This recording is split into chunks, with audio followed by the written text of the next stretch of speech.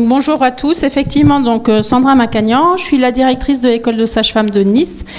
Nous sommes 35 écoles en France et dans la région PACA, il y a Marseille, il y a Nice et après il faut monter sur Grenoble. Donc je remercie vivement Monsieur Stassini de m'avoir invité de nouveau cette année à Ségamed. Et je vais, après vos intensives réflexions de ce matin, je vais représenter un peu la pause détente. J'ai vu que ce matin, vous aviez exploré les champs de l'apprentissage, du cognitif, de la méthode et des méthodes en simulation. Cet après-midi, mes collègues de l'IFMK vous parleront de connaissances et compétences, Monsieur Fournet de ludification et Alain de pédagogie active. Pour ma part, moi, Pascal m'a sollicité pour vous faire un retour sur 4 années de simulation à l'école de sage-femme. Nous avons commencé en 2015 avec 2 programmes qui étaient la réanimation néonatale et les dystocies à l'accouchement, soit dystocie des épaules, pour ceux qui ne connaissent pas, c'est quand les épaules ne se sont pas engagées alors que la tête est déjà dégagée, et l'accouchement du siège. Et puis petit à petit, jusqu'à cette année, nous avons monté le 3e programme qui nous tenait vraiment à cœur et qui va en principe rentrer en fonction pleinement cette année. C'est l'hémorragie de la délivrance après l'accouchement. Donc on est fin novembre, je suis directrice. Je vais vous parler surtout de ce qui se passe à l'école. Alors non pas en termes de comment on a monté, ce que ça a amené, etc. Parce que ça, j'ai déjà présenté l'année dernière et l'année d'avant. Mais surtout, voilà. Quelles ont été ces 4 années de réflexion, de mise en place, d'évaluation et de réajustement nécessaires. Je vais partager ces 4 années de travail avec vous aujourd'hui, car en fait, en ce moment, nous voulons monter en puissance parce qu'il le faut et parce que ça devient nécessaire. Mais pour ça, il va falloir nous trouver des solutions. Donc, je vais faire simulation en maïotique, retour d'expérience après 4 années. Et surtout, et maintenant, qu'est-ce qu'on fait? Sachant que, comme tout le monde, il va falloir qu'on trouve des solutions au milieu de multiples contraintes qui bien souvent se neutralisent les unes et les autres, en sachant que l'année 2018-2019, j'ai même marqué qu'on était déjà le 30 novembre 2019, d'ailleurs je viens de m'en apercevoir, c'est que la cerise sur le gâteau de cette année, c'est le service sanitaire qui nous prend beaucoup de temps, et du temps, vous allez voir, on n'en a pas beaucoup, enfin il nous en faut beaucoup quand on fait de la simulation. Donc je vais ainsi me faire non seulement l'avocat pour la simulation, mais également l'avocat du diable, car nous avons à l'heure actuelle une réflexion à porter sur le maintenant, qu'est-ce qu'on fait? Maintenant qu'on sait que c'est super bien, qu'on a envie de le faire, qu'il faut le faire, que les étudiants nous suivent, et comment on le fait? Donc ça, c'est ce qu'on sait. La simulation médicale a su s'imposer ces dernières années comme une méthode de formation incontournable en créant un environnement propice à l'apprentissage. Ce que nous savons, c'est que cette méthode, ce mode d'enseignement est une méthode plus performante que la formation théorique classique, que les cours magistraux, et ce aussi bien pour l'acquisition des compétences cliniques que techniques que non techniques. Que cette pratique accélère la courbe d'apprentissage, que des séances répétées d'exercices, même de courte durée, permettent une amélioration significative des résultats et une amélioration des prises en charge. Ce que nous savons également, c'est que les compétences acquises en simulation sont maintenues à court et moyen terme. Elles restent encore à être étudiées à long terme et très long terme. Que le débriefing, vous en avez dû entendre parler ce matin et on en reparlera cet après-midi, est le temps indispensable d'analyse et de synthèse, et c'est le temps majeur d'apprentissage et de réflexion. La simulation offre un milieu centré sur l'apprenant, qui peut alors développer son potentiel. La simulation jouit d'un fort impact positif sur les participants qui en bénéficient. Je pense qu'il y a pas mal d'étudiants dans la salle qui ont déjà fait. Je peux vous dire que quand on parle de séances de simulation, on n'a que des volontaires.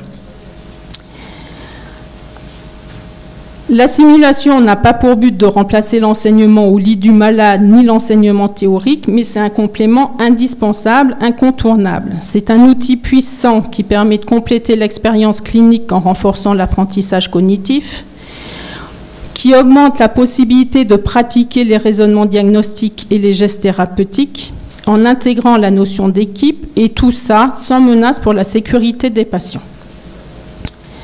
Oui, mais alors, dans la vraie vie, qu'est-ce que ça devient et comment on fait dans les écoles? Alors, la simulation, elle est coûteuse.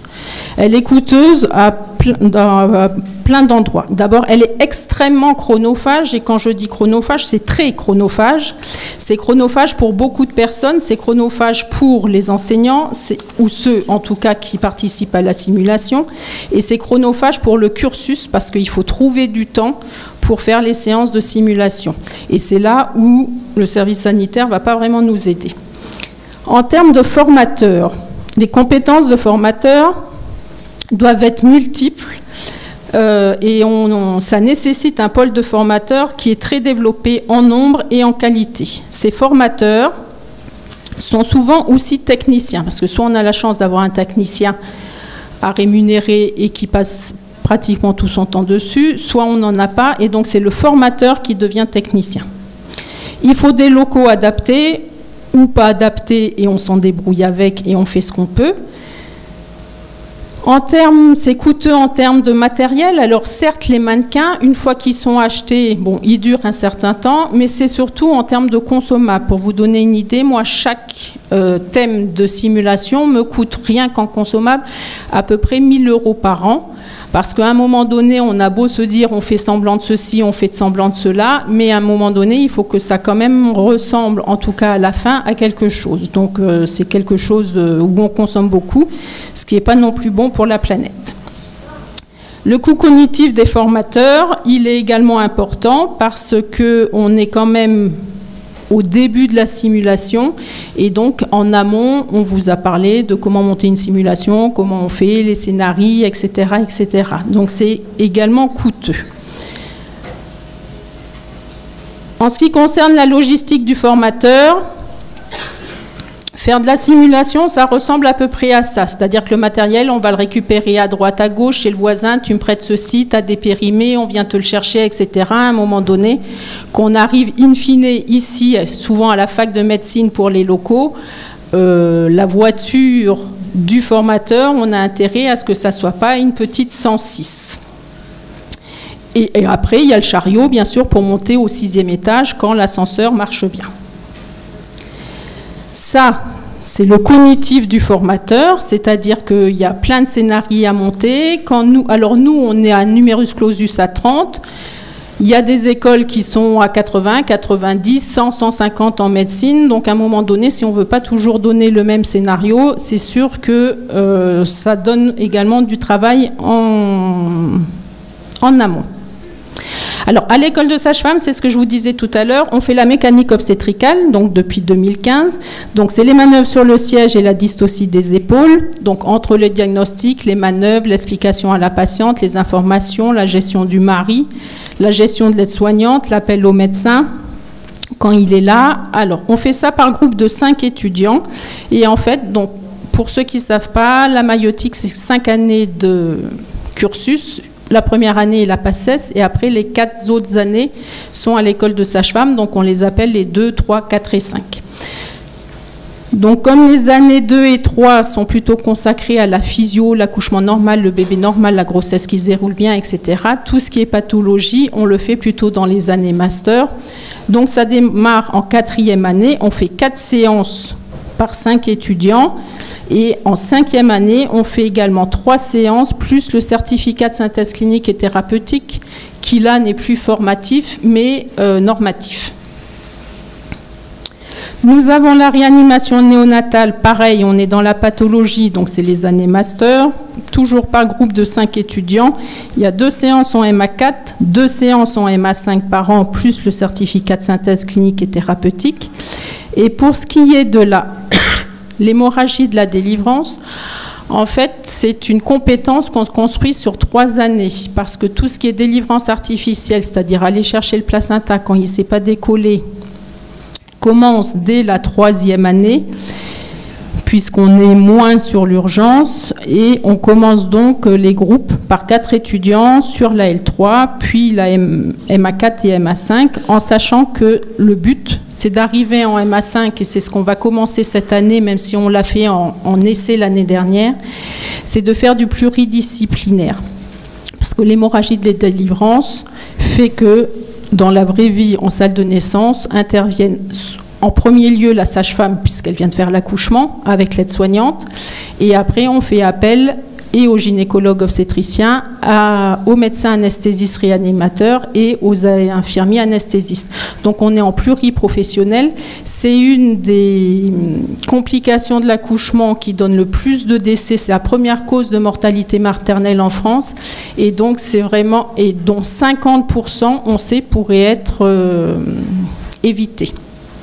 Donc, le but, c'est de travailler avant le diplôme avec tous ces professionnels-là. Donc, quand on va faire de la simulation pluriprofessionnelle en dernière année, on fait bel et bien appel à des gynécos diplômés et qui travaillent depuis plusieurs années, à des anesthésistes réanimateurs, aux étudiants IAD, aux étudiants sages-femmes, et avec un aide-soignant, enfin, ou en tout cas qui fait office d'aide-soignant, et un étudiant qui fait office de malade.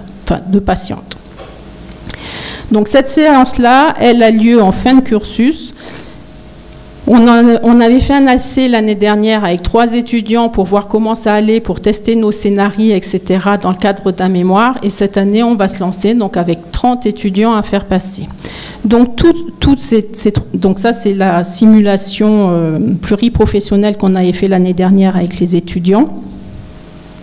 Donc ça veut dire qu'il y a également les enseignants IAD, les enseignants sages-femmes, et qui viennent chacune ou chacun avec leur voiture, leur chariot et tout ce qu'il faut avec. Donc au total, ça nous coûte pour un numerus clausus de 36 jours de séance, et je parle là vraiment que de séance, c'est-à-dire que tout est monté, on a récupéré le matériel, on l'a emmené, on a monté, on a travaillé les scénarios, on s'est mis d'accord, etc. Pour 1 à 2 formateurs, voire 3 quand c'est nécessaire en pluriprofessionnel. Pour l'école de sage-femme, ça nous fait à l'heure actuelle 42 heures de simulation pour étudiants, réparties sur 19 semaines de cours, en sachant que quand on fait passer un étudiant, les autres sont plus ou moins inactifs et que donc ils perdent du temps de formation à ce moment-là. Donc le côté chronophage, et pour les formateurs, et pour les études, et pour le planning de cursus, il est vraiment réel, et c'est vraiment notre premier frein. Donc, quelle solution à l'heure actuelle pouvons-nous envisager? Donc nous, ce qu'on a fait, c'est pour être sûr que les séances de simulation soient efficientes. C'est-à-dire qu'on ne met pas en séance un étudiant qui n'a pas de prérequis, soit de théorie, soit d'algorithme décisionnel, soit qui n'est pas au point sur les procédures.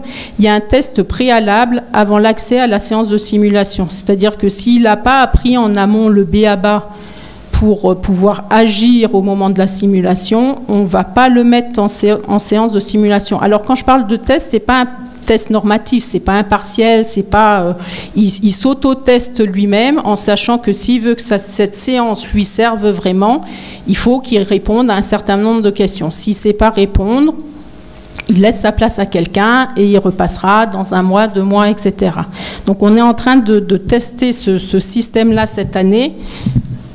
Bon, il semble un peu prometteur. Donc quand l'étudiant arrive, il est capable de savoir ce qu'il doit faire, et après se joue la simulation, et après on discute de ce qui s'est joué, notamment au niveau relationnel.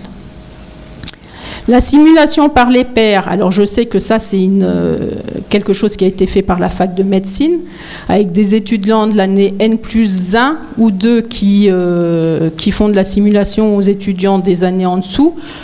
Nous, le souci en maïotique, c'est ce que je vous ai dit, on les a 4 ans à l'école, la pathologie, c'est les 2 dernières années, ils ne sont pas compétents de suite. Donc pour l'instant, j'imagine mal faire de la simulation par les pairs avec des pairs non pertinent sur la question. L'interprofessionnalité, pourquoi pas avec une formation par simulation qui regrouperait les étudiants de multiples horizons dans des centres de simulation dédiés, à savoir est-ce que c'est aux écoles de faire toutes les simulations de toute son école, de tout ce qu'on voudrait faire. Manifestement, nous, on ne va pas y arriver. Il y a 2-3 thèmes qu'on voudrait faire en plus, même pas, j'imagine, où on peut les mettre, sauf en faisant sauter des stages, ce qui ne me donne pas envie, ni aux étudiants. Et sur les semaines de théorie, elles sont déjà tellement remplies que je ne vois pas comment dégager du temps. Monter en puissance au niveau de la modélisation des scénarios, faire, comme on est au début, pourquoi pas être plus efficient là-dessus. Et après, voilà. Et vous, quelle solution? Parce que je pense qu'il faut qu'en pluriprofessionnel, on réfléchisse à comment on pourrait répondre aux besoins de chaque formation en santé sans que ça prenne, que ça soit chronophage pour tout le monde. Chronophage pour l'école de sage-femme, chronophage pour la kiné, chronophage pour la médecine, chronophage pour les IAD, parce que va falloir qu'on s'organise pour monter en puissance si on veut augmenter en puissance. Voilà, je vous remercie. Merci Sandra.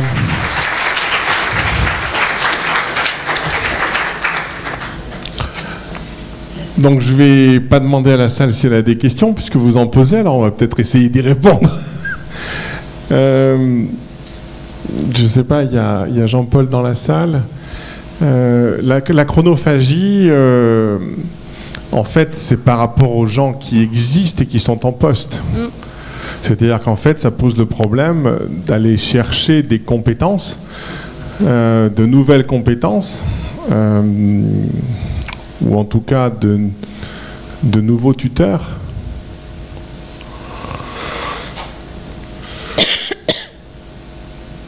Il y a quand même du monde qui est formé. Il y a du monde qui est formé, mais en fait, ils ne sont pas que dédiés à ça. Donc la simulation arrive toujours au milieu d'autres occupations, mais comme tout ce qu'on fait dans la vie. Hein. Et on atteint les limites, c'est-à-dire que je pense qu'on a pu absorber le plus urgent, les simulations les plus urgentes.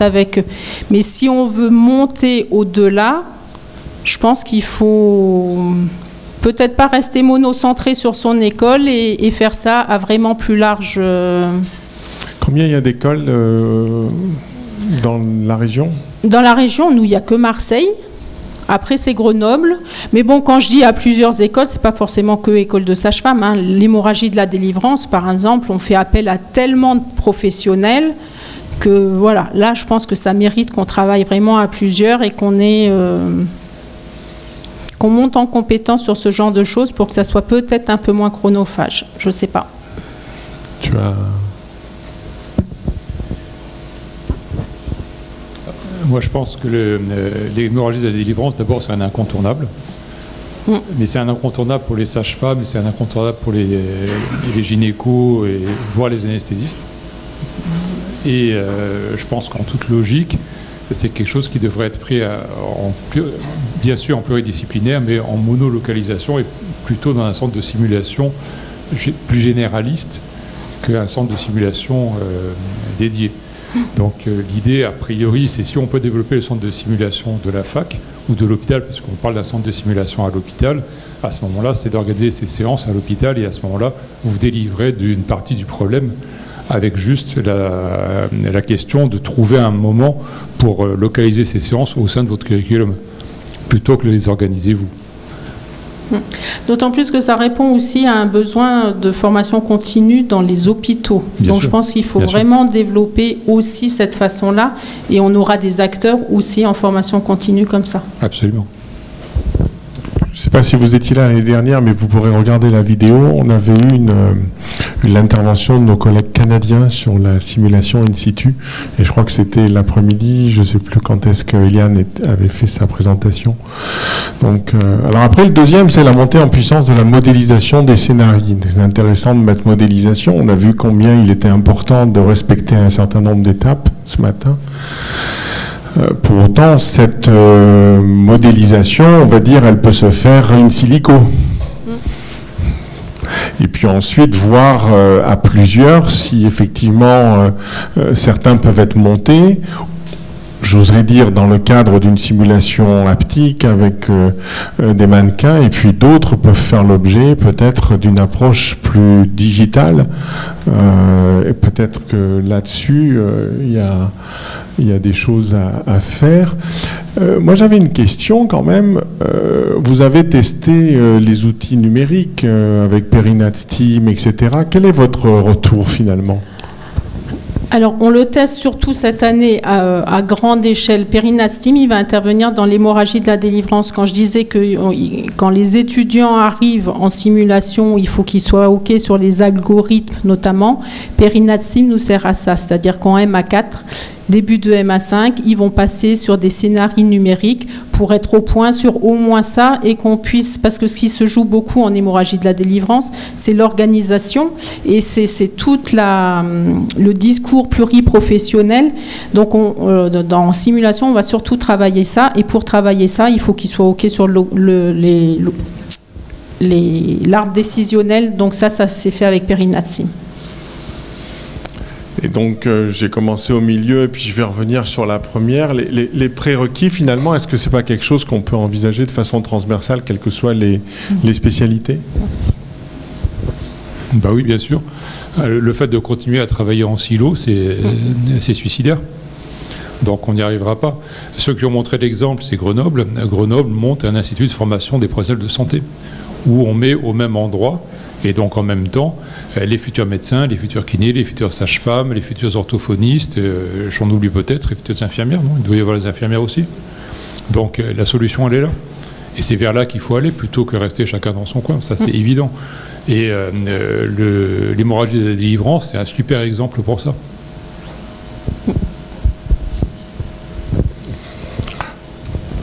Donc il faut que vous veniez ici. Oui. Alors il faut de la place. Et des sous. C'est quand on sera à Pasteur, mais ça peut faire partie effectivement des logiques de comment dirais-je, d'université expérimentale en fait sur ça. En introduisant l'interdisciplinarité, le multiprofessionnalisme et le travail par groupe en fait. Parce qu'effectivement, j'aime à dire à chaque fois quand je parle des classifications que pour une infirmière ou un médecin, infarctus du myocarde, ça veut dire la même chose. Mais pour autant, quand on s'adresse à l'un ou à l'autre, ils estiment qu'il y a des différences. En fait, il n'y en a pas. Ah, Sandra, bonjour. Bonjour, c'est juste une toute petite remarque. J'entends interdisciplinarité, interprofessionnalisme, travail ensemble. Donc, comme j'ai vu que Segamed parlait aussi du service sanitaire, je me disais que c'était un lien intéressant, justement, pour la première année cette année, cette interdisciplinarité, ce travail de projet en groupe qu'on est en train de mettre en place. Voilà, c'est tout. Il va falloir transformer l'essai. Il va falloir transformer l'essai. Oui, juste deux mots pour parler de mutualisation, parce qu'il est vrai que si on regarde les collègues qui ont su avancer en réseau, parfois internationaux ou nationaux, c'est tout simplement parce qu'à un moment donné, effectivement, ils ont décloisonné et ils ont partagé. Alors peut-être que chez certains collègues, il y a des difficultés dans le partage parce qu'on a toujours peur de se soumettre au regard de l'autre par rapport à la qualité de ce qu'on produit. Mais si on regarde par exemple le réseau classe inversée, qu'est-ce qu'il a su faire ? Effectivement, fabriquer des capsules vidéo pour alimenter des séquences de classe inversée, c'est long. Donc les enseignants, peut-être qu'ils ne trouvaient pas la dynamique au sein de leur établissement, mais ils l'ont trouvé auprès de nos collègues au national. Et donc c'est des réseaux maintenant qui, à travers les réseaux sociaux, se structurent, partagent des ressources à travers des plateformes. Il en existe des centaines de plateformes, c'est facile de partager. Et au final, ça veut dire qu'on mutualise les efforts, qu'on passe moins de temps à créer les scénarios. Donc vous avez cette logique-là de créer des scénarios. Et donc ces scénarios, on peut aussi les partager avec d'autres universités qui en créent. On leur donne les nôtres, ils nous donnent les leurs. Ça fait moins de boulot. Après, vous évoquez le temps perdu pour l'étudiant cette fois-ci, parce que là on parle que dans le regard de l'enseignant, mais dans le regard de l'étudiant, c'est vrai que quand un groupe est en TP, les autres font rien, enfin entre guillemets, mais bon, dans ces cas-là, la logique c'est de dire, bon, s'il y a par exemple 6 groupes, on fait 6 TP tournants, et c'est ce qu'on fait dans les classes inversées, hein, ce qui fait que l'étudiant passe dans un cycle de 6 TP et finalement il n'a pas de temps perdu. Bon, là c'est une question de mètres carrés, je pense. Oui, tout à fait. Après, c'est des logiques à travailler, effectivement, avec l'institution. Il faut toujours leur montrer l'intérêt, en fait, de l'opération. C'est pour ça que ce matin, je vous ai montré un petit tableau dans lequel il y avait ces arguments-là. Il faut toujours qu'il y ait du gagnant-gagnant. Très bien. Merci d'avoir commencé.